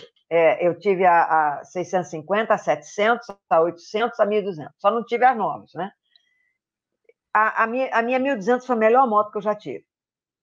Depois da V-Strom 1000. Eu tive duas V-Strom 1000 que eram minha paixão. Também que eu rodava pelo altiplano, fui à Bolívia com uma, maravilha. Mas não quero mais. Não quero mais. Nossa, eu quero ver os BM assistindo esse podcast. Não, eu gosto das motos, eu adoro. A melhor moto que eu tive foi a 1200. O problema é eletrônico demais, pesada demais, e não preciso disso.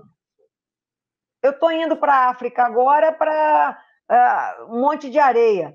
Eu quero uma moto leve para eu levantar, eu quero uma moto fácil para me enfiar nos berenjenales todos, como diz o Charlie Cinnamon. Eu não quero uma moto como essa que eu tenho aqui, que está pesando 350 quilos, pô, e que eu vejo uma estrada maravilhosa que vai a um canto e eu pô, mas não vou lá não, porque essa moto vai cair 3 ou 4 vezes, não tem ninguém para me ajudar, eu vou ter que parar, e se eu cair com ela em cima de mim, vai me arrebentar, eu tenho um macaco, mas e se eu me machucar? Aí você fica pensando, né? Mesmo se você não se machuca, vamos dizer assim, caiu, então tudo bem. Uhum. Aquela moto quebra um farol, é um caminhão de dinheiro. Olha, ela já quebrou. Ela já quebrou o suporte do radiador. Eu e os radiadores, nós somos assim também. Numa curva dessa lá no Peru, ela quebrou um suporte do radiador, ela está com aquelas zip ties, né? Está com zip ties e com arame que eu coloquei, está bem firme. Eu já passei por um monte de ripo para chegar para cá e não deu muito problema, não. Muita calamina, mas funcionou. E quebrou um pedaço da carenagem da esquerda com isso também, nessa queda, porque ela caía em seco nas curvas. Aí não dá nem para proteger a moto, né? É muito difícil, muito difícil. Você acaba quebrando muita coisa. Eu quero uma coisa mais simples, mais leve e que eu possa... Eu adoro terra. E eu estou me restringindo com essa moto em alguns lugares, porque eu sei que ela vai cair mais e eu quero uma coisa mais simples, sabia? Mais simples. Isso aí. Eu sou dessa, eu sou do simplão. Eu vou eu viajei na Tornadinha 250 cilindradas. Agora eu estou pensando em comprar uma outra aqui no Canadá, um pouco maior, que eu quero ir lá para Tuck. Eu quero ir lá nesse próximo verão agora. Chega de ficar dentro de casa escondido no inverno. Mas, enfim, é isso aí. Assim, eu penso nisso, mas eu não quero uma moto muito grande também, não. O meu negócio tem que ser no máximo mediano, porque é muito, eu acho. Ô Marconi, cara, eu trouxe aqui algumas, tá, gente? Porque assim, no Facebook, inclusive, quem quiser conhecer parte dessas aventuras, né? Acompanhar ali, tem muita foto legal no Facebook. Só colocar lá na barra de pesquisa Nomad Kátia, que você vai achar o perfil da Kátia. Tem muita foto legal, muita foto incrível, tá? A gente separou algumas aqui, tá? Eu quero até que a Kátia comente um pouquinho dessas fotos aqui, algumas que eu achei bem emblemática, bem legal, tá? Essa foto aqui, Kátia, achei isso é o deserto de Tatacoa. É o deserto de Tatacoa na Colômbia. Tem 2 desertos. Tem um deserto vermelho, que é esse aí, e tem o deserto cinza. Os 2 são coladinhos, né? Tem as formações com as cores, né? E eu dei sorte, porque estava muito vazio quando eu fui lá. Então, onde separava não tinha muito turista, tal, você podia fazer umas fotos boas. Isso aí é Tatacoa. Essa aqui ficou bem legal. E é bom que te vê ali de regatinha, né? E aí você deve lembrar, nossa, há um tempo atrás eu estava lá no menos 40 graus no Canadá, né? Agora aqui estou num clima completamente diferente. Não, você com uma carioca, né? Você prefere um clima desse aí, um solzão ou a neve do Canadá? Você sabe que não. Eu gosto de frio, mas eu gosto de frio com sol e eu gosto de frio em que eu ainda possa me mexer e fazer alguma coisa. Por exemplo... O Canadá já é um absurdo, né? O Canadá é um extremo, né? É um extremo. Eu agora estava na Patagônia, estava um frio medonho, mas você sabe que é assim, tinha muito vento. Eu tenho colete elétrico, mas nem estava precisando usar, não. Estava usando camada, né, mesmo. E estava dando para rodar aquecimento de punho, e eu uso aqueles protetores de punho, né, de tecido. Isso. Os hand muffs, então ajuda bem, o vento não tira o calor da mão. Mas você chega uma hora e diz assim, poxa, agora eu estou querendo um calorzinho. Então, cheguei aqui em Mendoza, já estou andando de short para cima e para baixo, camiseta de novo, como eu estava em Tatacoa, né? E daqui a pouco eu vou reclamar, mas agora eu quero frio de novo para a montanha. Falar em frio de novo, essa foto aí foi ótima. Isso aí é a Laguna Parón, fica perto de Caraz, Cordilheira Blanca, no Peru. Maravilha de lugar, maravilha. No meu caminho eu dancei aí embaixo. Oi? O Peru, ele dá azar. ele quebra muito a moto, ele dá azar, mas ele proporciona também paisagens incríveis também, né? Com certeza, com certeza. E essa Isso aí é foto Peru é também. Isso é Peru Peru também. também. Cordilheira, no Peru, Peru também. Isso. Pô, muito legal. Eu Passando aí, tinha essa vamos. vontade. Isso aí já é norte do Chile. Uhum. Acima de. Ai, caramba, de vez em quando me dá uns brancos. É Putre, muito lugar, né, que passou, né? acima de Putre, muito lugar. E é bem com a fronteira com a Bolívia mesmo, é bem remoto. E aí a moto já estava consertada, graças a Deus, senão não ia chegar, não. Coisa boa. E aqui Muito foi o alto. ponto, né? O mais extremo ao Não, sul. esse é a Ushuaia é a segunda vez, que essa ainda é 650, a moto de 2019. Foi a moto que quebrou pra Essa foi a caramba. primeira vez que você foi em Ushuaia. Não, a segunda. A primeira vez A eu fui segunda. em 2007 com uma Veston, quando eu ainda estava trabalhando. Essa foi a segunda Entendi. vez, foi em 2019, já foi quando eu comecei essa viagem, que eu ia para Ushuaia e subi de novo até Alasca e Ituque. Essa foi a moto que deu problema de montão, né? Isso, essa moto que E deu problema no Peru, voltou para foi. o Brasil, aí você foi Esse. para isso. E agora você chegou de novo no Ushuaia com De essa moto novo, pela canadense, né? terceira vez com a canadense, foi. Eu acho que tem uma foto aí de Ushuaia com essa moto. Tem, deixa eu só procurar Tem aqui, uma mas tem, aí, eu vi ela aqui. Olha, nós demos sorte, porque eu estava falando com o Marconi, eu nunca faço isso. Dessa vez eu procrastinei, eu dei um tiro no pé. Desde da Colômbia, que eu fiz o último backup em disco rígido, eu tenho 2 discos rígidos portáteis, das minhas fotos. E de lá até o Ushuaia, eu dizia assim, tá na hora de fazer, Kátia, para fazer. Eu dizia, não, em Ushuaia eu vou ficar uns 10 dias, eu vou fazer em Ushuaia. Você sabe que eu não fiz o backup, e quando eu cheguei há uma semana atrás, o meu cartãozinho de memória corrompeu.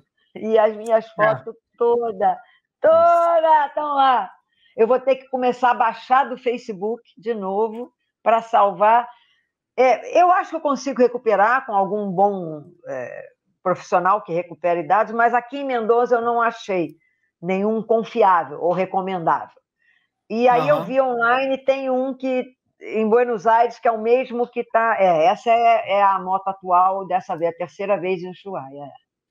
Você vê que está bem carregadinha, né? E aí Ah, está os faltando ainda adesivos, mais né? um. Ainda está faltando mais bagagem que estava no apartamentinho que eu aluguei.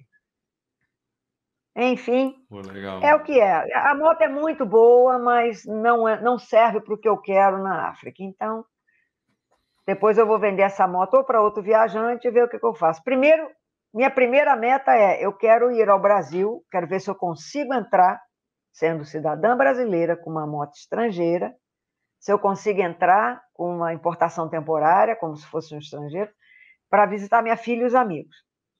Aí, vou sair de novo e vou vender essa moto ou para outro viajante, ou no Paraguai, ou vou doar, alguma coisa. E aí, vou de volta para o Rio, aí compro a XRE, vou começar a ajeitar tudo, aí eu tenho que renovar passaporte, porque, caramba, a Argentina já está evoluída, não bota mais carimbo nenhum, né? Tudo é eletrônico. O Chile, cada vez que você desce na Patagônia, é sempre em zigue-zague, né? Você vai É. atravessando o espaço. Na hora que você entra ou sai do Chile, é um carimbaço, assim, paf e paf. 4 carimbos do Chile acabam com uma página. Acabaram as minhas páginas, meu passaporte seria válido até 27, eu vou ter que renovar. Não tem mais página, cara, tem uma só. Nossa, ô, Kátia, A isso é vergonha. uma ostentação de um viajante. Não é, Isso que não é é, não é. ostentação. Fala assim, acabou as páginas do meu passaporte. Eu viajei o suficiente Não para é isso. excesso de carimbo, não. É excesso de carimbo, rapaz. Então, olha, eu tenho que voltar para comprar a moto, eu tenho que renovar, tenho que tirar o passaporte, renovar a carteira de motorista. Eu voei da Colômbia, que ela ia caducar, eu tive que largar a moto na Colômbia, voar para o Brasil, renovar e voltar. Tenho que ver o carnê de passagem para essa moto nova, porque o Brasil não emite carnê de passagem. Eu vou ter que ver, a América do Sul não emite, eu vou ter que ver talvez lá o Motocamp Bulgária, lá na Bulgária, que eles sempre fazem isso, ou na Suíça, aí tem que vir de DHL para mim, é dinheiro para caramba e é tempo que eu vou precisar. Então, para ver os vistos da África, não sei, tem que ver tudo isso. Muita burocracia Kátia, ainda. você vai ter que abrir um processo seletivo para poder entrevistar os possíveis compradores da sua moto, porque é uma moto que já rodou, já tem história para contar, já tem toda essa quilometragem de aventuras. Chegar um viajante aí no telinha, comprar uma moto dessa e colocar na garagem para fazer um passeiozinho de final de semana é brincadeira. É uma Vai sacanagem na com a padaria moto. no domingo de manhã é de doer, né? Não, ou ir no Starbucks ou no Tim Hortons, só para tomar café. Você, Senhora. essa moto ela vai ser jogada à ponte. Depois de todas essas aventuras, cai na mão do Nutelinha, o cara vai no posto de combustível, tira o café, posta no Instagram, coloca um filtro. Olha, hoje o rolê tá pago. Não, isso é muito engraçado, mas olha, eu não me apego à moto. Tanto é que essa é a primeira moto que recebeu o nome, e foram os amigos que estavam no Canadá que resolveram. É a primeira que eu tenho mascote, eu tenho um mascotinho, o ursinho da Polícia Montada canadense nele. Porque os amigos disseram, pô, tu tá com uma moto canadense, vai viajar pela América toda, tem que ter um treco canadense aí. Aí me deram o ursinho. Falei, tá bom. E batizaram ela de Mamãe Ursa, porque era canadense, né? E era um bicho grande, então é a Mamãe Ursa, né? Mama Bear. Mas eu nunca dei nome às motos, eu não me apego, eu gosto delas enquanto elas estão boas para usar. Depois, desapego, entendeu? Não ligo, não. É o desapego, né, que você falou lá no começo, né, de não ser Você vai apegado ao aprendendo, material. As experiências que Ela é ela uma te deu e ferramenta, tudo ela é uma mais, que você ferramenta, viveu só isso. viajando, o que você Isso. viveu viajando com ela ali é o que você vai levar. Agora, o material é só o material mesmo.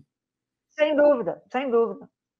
E que ao fim dessa viagem se tornará um problema, porque eu tenho que me desfazer dela legalmente para não ficar suja no país que eu quero voltar, entendeu?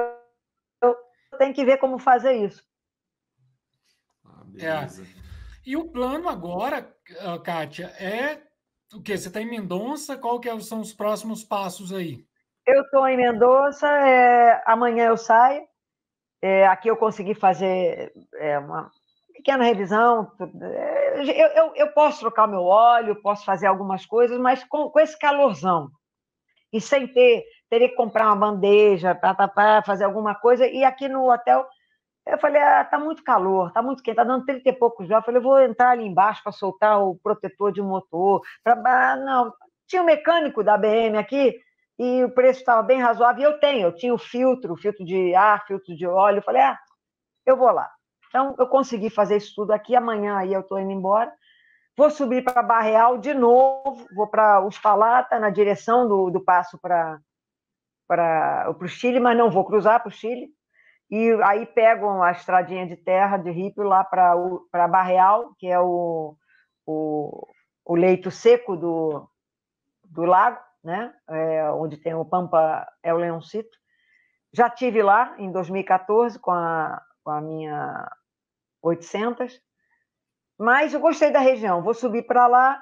Agora está uma época muito quente e com chuva para subir para o norte da Argentina. Eu adoro o norte da Argentina, é muito deserto, aquelas formações muito loucas de pedra, mas agora está quente demais. Mas eu acho que ainda dá para ir dali de Barreal e até os dois parques, que esses eu não conheço, eu sempre passei ao redor, o Esquigualaste e o Talampata. São dois parques coladinhos um com o outro. Uhum. Então, eu quero tentar fazer isso, subir acima de San Juan, descer para os parques, e aí dos parques eu já vou para o leste, para Uruguai, vou entrar no Uruguai antes. Eu estou fazendo hora, na realidade, porque eu não quero entrar antes do Carnaval no Brasil, porque é uma zona. Além de estar chovendo demais essa época, eu não vou, eu não gosto de Carnaval, não gosto de multidão. E quem não está pulando e fazendo bagunça no Carnaval está na estrada viajando durante o Carnaval. Então, eu não quero confusão. Então, eu estou fazendo hora, na realidade, para entrar, talvez, início de março, logo depois do Carnaval, aí tentar entrar no Brasil, se me deixarem entrar com essa moto. Se não deixar também, eu vou parar ou em Montevidéu ou em Buenos Aires com a moto, Aí vou para o Rio para resolver isso tudo, para fazer o que eu tenho que fazer, depois volto para pegar a moto e aí tentar vender essa moto, né? Entendi. Bacana. E isso talvez, eu não sei. Depois que eu tinha conversado com você pela primeira vez, e aí você me falou que poderia ter problema de entrar no Brasil com essa moto canadense, te barrarem, essas coisas. Aí eu comecei a pesquisar sobre eu entrar com a minha moto brasileira aqui no Canadá, sendo residente.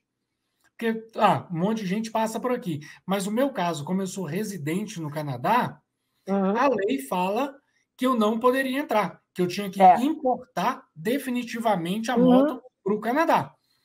Aí, mas... termina. Minha moto eu tenho uma ideia. Minha moto esbarrava no seguinte: o Canadá só importa dos Estados Unidos, ou o veículo tem que ter, a moto tem que ter, no mínimo, 15 anos de idade. Ou 15 anos de idade, A minha moto, 14 anos, agora ela fez 15. Sério? Sério. Aí foi um dos motivos também por trazer ela. Aí eu vim, mandando e-mail para o departamento de transporte aqui e tudo. Aí a pessoa respondeu lá assim, categoricamente, não pode, não vai entrar, não sei o quê. Aí eu falei, caramba, se eu comprar outra moto no Brasil para fazer minha viagem, a moto não vai entrar porque não vai ter menos de 15 anos. Não vou comprar uma moto mais velha de que 15 anos. Então, vou tentar e vou ver o que dá. Aí eu vim com esse negócio na cabeça e falei, quer saber, eu vou esquecer e vou tocar minha viagem. Chegou na fronteira, tá, beleza, você mora aqui? Moro. Você é residente? Sou. Deixa eu ver o cartão. Aí vê o cartão de residente, enfim. Essa moto é do Brasil? É. Então tá, boa viagem. Não olhou, a menina não desceu. A menina não desceu do guichê nem para olhar a placa da moto. Ela falou, qual que é a placa? Fala para mim. Aí eu fui falei a placa, tá bom, boa viagem. Falei, ótimo. Isso depende da fronteira que você vai, quem está na fronteira, e vai acontecer isso comigo, vai depender de quem estiver na fronteira. Eu tenho uma outra coisa que eu posso tentar fazer. Eu sou italiana também. Então, eu ainda tenho a minha residência, o papel oficial do governo português, da época que eu estava morando em Cascais.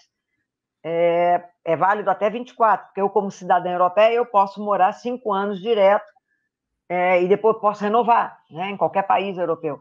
Por isso que eu estava lá mais 5 meses, né, mais do que 3, que é o previsto nos países Schengen. Né? Eu ainda tenho esse papel de residência e tenho meu passaporte italiano e o brasileiro. Eu vou chegar na fronteira com tudo isso e vou dizer assim, vem cá, o que vocês querem que eu mostre? Eu quero passar para visitar minha filha para sair. O que vocês querem que eu mostre? É o passaporte brasileiro? É o italiano? É o quê? Eu acho que chega lá e tenta dar uma de, tipo assim, não fala, né? Tipo, chega lá e, eu cheguei aqui de viagem, já vim visitar o Brasil e tal. E ver que se eles falarem alguma coisa, aí você entra nesse mais a fundo. Às vezes é igual a gente nunca dá informação a mais do que o necessário. Exato. Você já tem muita experiência de fronteira, então vai ser tranquilo. Tem lugar que você chega... Tem lugar, eu acho que isso vale, vocês estão falando de experiência nacional, mas isso vale para muita coisa. Tem lugar que você chega, você vai entrando. Você chegou entrando, ninguém te barrou. Se você chegou na portaria, pode entrar aqui? Não pode entrar sem autorização. Agora, se você tiver chegado e entrando ali, tudo certo. Até alguém te barrar ou alguém te falar, tudo tá ok. Você não tá infringindo nada. Chegar chegando. Vamos ver o que dá. Eu nem sei por onde eu vou entrar, eu não sei se eu vou entrar pelo Chuí, se eu vou entrar mais para cima, por Rivera, por outro, não sei. Estou pensando aqui, onde é que vai ser menos não sei, menos complicado, vai depender de quem está lá na hora, né? Então, não sei. Demais. Pensar. Kátia, e a ideia, assim, Kátia? A ideia depois para a África. A ideia é África do Sul, e agora dá um problema na África, né? A Etiópia está criando confusão para overlander, para viajantes, fechou e não estava mais aceitando o carnê de passagem, aí jogou uma cifra altíssima de depósito, que ninguém pode pagar, e você tem que pagar a cifra altíssima e ter que ter guia, como é China, como é Myanmar, coisas assim. Então, é um país extremamente agradável para conhecer e você agora e é necessário para passar para outros países no leste da África. Então, eu não sei, eu estou agora pensando talvez fazer o oeste, que é menos comum, é mais complicado também, mas não sei. Não sei. Mas a ideia é ir para a África do Sul, aí ver o que eu posso fazer dali. Aí depois Europa, para fazer a Europa Oriental, eu quero demais fazer os países da Europa Oriental, e depois eu quero fazer Rússia, quero fazer os stands todos, quero fazer Irã, Paquistão. Vamos ver. Kátia, eu só quero combinar uma coisa contigo, tá? A cada continente que você rodar, conhecer, né, quebrar alguns radiadores por aí, não, Madeira, pô, vai de reto, não. A gente quer te convidar para voltar aqui para contar as experiências, né, as histórias, as aventuras que eu tô brincando essa prazer. questão de radiador, né? Agora acho que vai ser fichinha, porque Honda, pelo menos, ali, eu acho que qualquer mecânico que você achar ali vai poder tirar de fichinha. Vou te contar uma coisa, tu vai morrer de rir, vocês dois vão morrer de rir. O meu maior pavor de mudar das motos grandes para uma menor é a câmara, a maldita câmara. Eu não tenho trabalho nenhum para consertar furos, pneus sem câmara. Pô, eu quebrei as mãos, né? Eu fui atropelada, eu corria muito na beira da praia e foi erro meu, né? Eu acabei passando na frente de um carro e quebrei as mãos e eu não tenho mais tanta força. Eu fico com medo de não conseguir sacar os pneus para trocar uma câmara. Esse é o maior medo que eu tenho de mudar para uma moto menor e que tenha câmara, sabia, cara? Eu vou ter que fazer um intensivão com essa Honda para aprender tudo dela. Os desafios, eles mudam. Sempre vai ter desafios, sempre vai ter problemas, tá? Sim, mas assim, sempre o Marconi vai saber falar mais do que eu, comparado com os problemas que você já citou da BMW, eu acho que você vai ser fichinha, não vai, Marconi? Vai ser de boa. Não, a Kátia tira isso de letra. Você tá doido? Kátia tira isso de letra. Vai dar certo. Eu tenho que fazer um laboratório antes. É o que eu vou fazer. Eu tenho amigos que têm XRE, então eu vou montar, desmontar com eles, vou aprender tudo. Tudo que eu puder fazer. Isso aí. Marconi, Kátia, cara, se deixasse aqui, à vontade, eu acho que dava para ir para umas 4, 5 horas de conversa esse podcast, tá? Mas eu acho que vai valer a pena, hein, Marconi, a gente chamar a Kátia, fica muito grande, convidar para um segundo encontro, que eu já estou ansioso para ouvir as histórias da África, hein? Já estou ansioso, tenho certeza que vai trazer muita foto legal, muita aventura legal. Kátia, assim, quero te agradecer muito por esse bate-papo. Eu, assim, achei incrível, tá? Toda a sua história, toda essa questão dessa pegada do essencialismo e mostrar que, assim, os bens materiais, legal, mas o que importa mesmo são experiências e conhecer pessoas, né? Isso aí eu acho que é o primordial, uma coisa que a gente vai falar muito aqui no nosso podcast, no nosso programa, que nada substitui, nada é mais legal que você conhecer uma pessoa, conhecer a história dela, você vivenciar outras culturas, isso é o melhor, cara. Não existe nada material que pague, tá? Muito obrigado, estou muito feliz aqui por esse podcast. Acabou esticando aqui, porque assim, tá até com dó aqui de acabar, né, Marcos? Se deixasse a gente ir para mais 3 horas aqui, mas realmente foi muito legal, cara. Eu já estou chateada, falando, poxa, mas eu tinha tanta coisa para perguntar para a Kátia, eu tinha tanta coisa para falar, para ouvir, né, dela. Enfim, mas fica para um próximo episódio aí, Kátia. Já deixo o convite para você. Muito, muito, muito obrigado mesmo por tirar esse tempo durante a sua viagem para bater esse papo com a gente aqui. Olha, muito obrigada a vocês, obrigada pelo papo delicioso. Eu me diverti muito aqui hoje, viu? Obrigada demais para vocês dois. Que bom que você gostou, Kátia. E galera, todo mundo segue lá a Kátia, tá? Porque assim, vai por mim, vocês vão curtir, vocês vão viajar e vocês vão entender todas essas histórias acompanhando a Kátia nessa aventura, assim, realmente surreal de fazer uma grande viagem sem data para voltar, que vai durar anos. Muito legal mesmo. Então, galera, é isso aí. A gente se despede por aqui. Esse foi mais um episódio do nosso canal. Compartilhe, curta, mande para os amigos de vocês, para a galera conhecer a história da Kátia e, claro, apoiar o nosso programa, o nosso canal Viajantes da Real. Muito obrigado por todo mundo que está acompanhando, que está curtindo. Até a próxima e espero vocês no próximo episódio e mais para frente um novo episódio com a Kátia. Valeu, Kátia. Valeu, Marconi. É isso aí. Obrigada. Tchau, gente. Até mais. Tchau. Valeu.